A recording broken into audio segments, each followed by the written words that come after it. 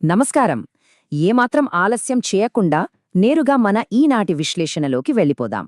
ఒక ప్రాచీన భావన అసలు మానవ సామర్థ్యమనే దానికి ఉన్న అర్థాన్నే మూలాల నుండి ఎలా మార్చేసిందో మనమిప్పుడు చూడబోతున్నాం.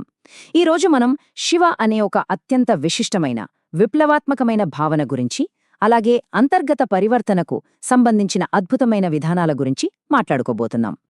ఇక్కడ గమనించాల్సిన చాలా ఆసక్తికరమైన విషయమేమిటంటే, సాధారణంగా మనమనుకునే ఒక సంప్రదాయ దేవుడి కోణంలో కాకుండా, ప్రకృతి నియమాలను బద్దలుకొట్టే ఒక అత్యున్నత విప్లవకారుడిగా, అంటే ఒక అల్టిమేట్ అవుట్లాగా ఈ భావనను మనమర్థం చేసుకోవాలి. భౌతిక ప్రకృతి నియమాలను ఉల్లంఘించడమే అసలైన ఆధ్యాత్మిక ప్రక్రియ అని ఈ మూలాలు చాలా స్పష్టంగా చెబుతున్నాయి.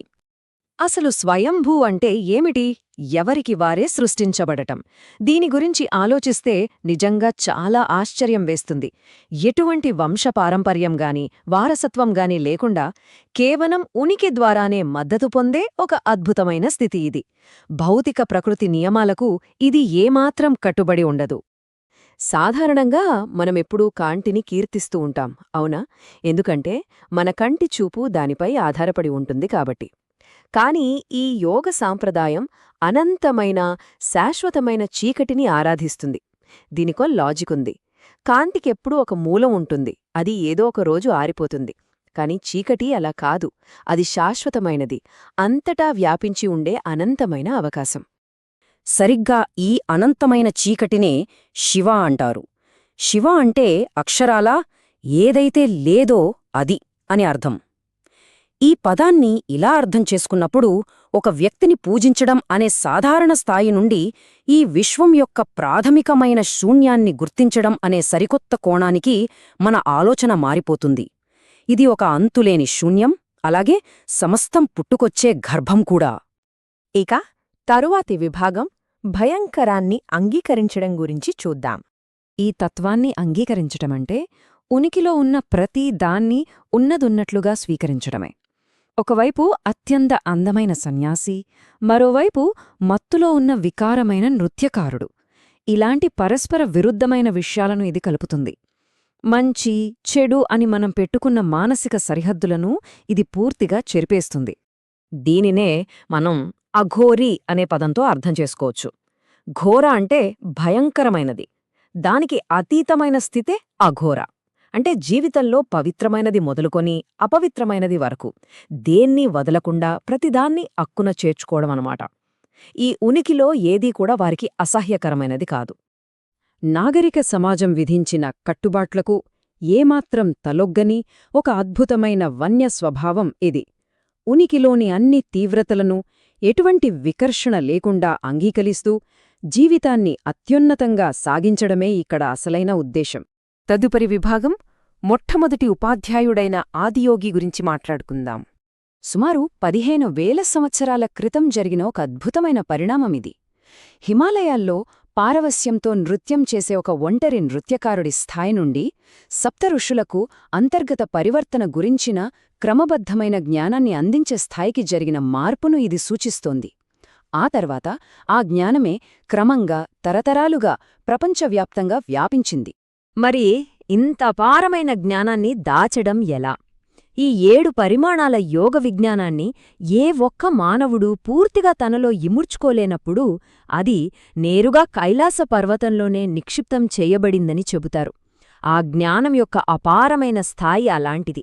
అందుకే కైలాస పర్వతాన్ని ఒక గొప్ప సజీవ ఆధ్యాత్మిక గ్రంథాలయంగా పరిగణిస్తారు. ఇక 3వ విభాగంలో ఆ అలంకరణల వెనుకున్న అసలు రహస్యాలను డీకోడ్ చేద్దాం. మనం తరచుగా వినే ఈ అలంకరణలు కేవలం పౌరాణిక అలంకారాలు అనుకుంటే పొరపాటే.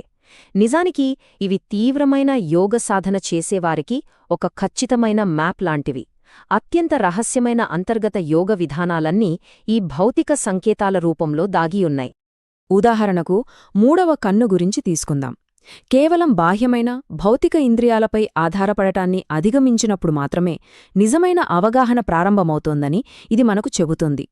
ఇది భౌతిక దృష్టి పరిమితులకు మించి అంతర్ముఖంగా చూసే గ్రహణశక్తికి సంబంధించిన ఒక సరికొత్త డైమెన్షన్. అలాగే తలపై ఉండే చంద్రుడు, దీన్ని సోమ లేదా మత్తుకు మూలమంటారు. ఇది ఒక అద్భుతమైన సమతుల్యతను సూచిస్తుంది. జీవితమనే మత్తులో పూర్తిగా మునిగిపోయి ఉంటూనే అదే సమయంలో సంపూర్ణమైన అప్రమత్తతతో ఉండే యోగికి ఇది ప్రతీక. ఇక కుండలినీ శక్తికి ప్రతీకగా పామును వివరిస్తారు.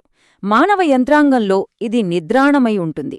సరైన సాధన ద్వారా వెలికితీసే వరకు ఇది దాదాపుగా కనిపించని ఒక అద్భుత శక్తి. ఎప్పుడైతే అది మేల్కొని తన శిఖరాగ్రస్థాయికి చేరుకుంటుందో అప్పుడే దాని అసలి శక్తి బయటపడుతుంది. ఇక 4వ విభాగం బాహ్య ఆరాధన ఒక భ్రమ అని మూలాలు ఎందుకు చెబుతున్నాయో చూద్దాం. మూల గ్రంథాలలోని ఈ శక్తివంతమైన వాక్యం చాలా ఆలోచింపజేసేలా ఉంటుంది. తనలోనే ఉన్న శివుణ్ణి వదిలేసి బాహ్య దేవతలను పూజించేవారు ఎలా ఉంటారంటే, తమ ప్రాణాన్ని తమ చేతుల్లోనే పెట్టుకుని ఇంకెక్కడో ప్రాణం కోసం వెతికేవాళ్లతో సమానం అని ఇది స్పష్టంగా చెబుతోంది. ఇది బయట వెతికే ఆధ్యాత్మికతను పూర్తిగా తోసిపుచ్చుతోంది. అంటే అంతిమ సత్యమనేది ఎక్కడో ఆకాశంలో ఉండే దేవత కాదు. అది మన లోపల దొరికే ఒక అనుభవపూర్వక వాస్తవికత. శివుడు తనకైతానుగా యోగం, అలాగే తనకైతానుగా జ్ఞానం అని మనమిక్కడ లోతుగా అర్థం చేసుకోవాలి. ఇక మన చివరి విభాగంలో అసలు ఈ అంతర్గత యోగ పరివర్తన ఎలా జరుగుతోందో తెలుసుకుందాం. ఇంటిగ్రల్ యోగాలో చెప్పిన ఈ క్రమబద్ధమైన దశలు గమనిస్తే ఈ మార్గమనేది మానవ స్వభావాన్ని సమూలంగా మార్చే ఒక పక్కా విజ్ఞాన శాస్త్రమని అర్థమవుతుంది. ముందుగా గుండెపై దృష్టి పెట్టడం ద్వారా మానసిక పరివర్తన జరుగుతుంది. తరువాత పైనుండి కాంతిని తీసుకురావడం ద్వారా ఆధ్యాత్మిక పరివర్తన, ఆ తర్వాత మనసు, ప్రాణం, శరీరాన్ని పూర్తిగా మార్చేసే అతిమానస పరివర్తన జరుగుతాయి. ఇక్కడ అసలైన ఉద్దేశమేమిటంటే, ఈ శారీరక శక్తిపరమైన మార్పులనే విముక్తికి నిజమైన మార్గంగా గుర్తించడం. మానసిక ప్రవృత్తులు ఆగిపోవడం, ప్రాణవాయువు పైకి కదలడం, లోపలి అగ్ని ప్రజ్వలించడం, అలాగే బ్రహ్మరంధ్రంలో శివశక్తుల అద్భుతమైన కలయిక జరగడం. అక్షరాల ఇదే అంతిమ యోగస్థితి.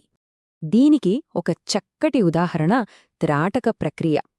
కేవలం ముక్కు చివర చూపును నిలపడం ద్వారా కాలం తన ప్రభావాన్ని కోల్పోయే స్థితికి ఎలా చేరుకోవచ్చో మరియు పూర్తిగా ప్రశాంతంగా మార్పులేని ఏకీకృత స్థితికి ఎలా మారవచ్చో ఈ అద్భుతమైన విధానాలు మనకు ప్రాక్టికల్గా చెబుతాయి.